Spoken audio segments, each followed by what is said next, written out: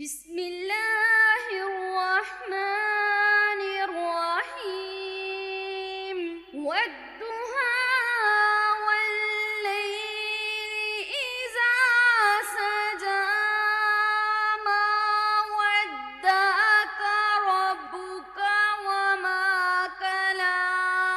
شروع کرتا ہوں اللہ کے پاک نام سے جو بڑا مہربان نہایت رحم والا ہے۔ قسم ہے آفتاب کی روشنی کی اور رات کی جب وہ چھا جائے، نہ تو چھوڑ دیا تم کو اے نبی تمہارے رب نے اور نہ ہی ناراض ہوا۔ وَلَلْآخِرَةُ خَيْرٌ لَكَ مِنَ الْأُولَى وَلَسَوْفَ يُعْطِيكَ رَبُّكَ فَتَرْضَى وَلَسَوْفَ يُعْطِيكَ رَبُّكَ فَتَرْضَى أَلَمْ يَجِدْكَ يَتِيمًا فَآوَى۔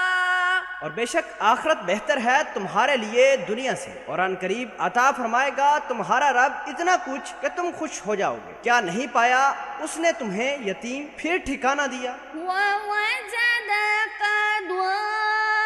ضَالًّا فَهَدَى وَوَجَدَكَ عَائِلًا فَأَغْنَى وَأَمَّا الْيَتِيمَ فَلَا تَقْهَرْ وَأَمَّا السَّائِلَ فَلَا تَنْهَرْ وَأَمَّا بِنِعْمَةِ رَبِّكَ فَحَدِّثْ۔ صدق اللہ العظیم۔ اور پایا تمہیں ناواقف تو سیدھا رستہ دکھایا، اور پایا تمہیں تنگ دست تو غنی کر دیا۔ پس یہ جو ہوا یتیم تو نہ ستم کرنا، اور یہ جو ہوا مانگنے والا تو نہ جھڑکی دینا، اور یہ جو نعمت ہے تیرے رب کی تو اس کا بیان کرتے رہنا۔ صدق اللہ العلی العظیم۔ سورۃ الضحیٰ کے چند فضائل۔ ایک عرصے تک جب نبی اکرم صلی اللہ علیہ وسلم پر حضرت جبرائیل وحی لے کر نہ پہنچے تو مشرکین نے نبی صلی اللہ علیہ وسلم کے بارے میں مشہور کر دیا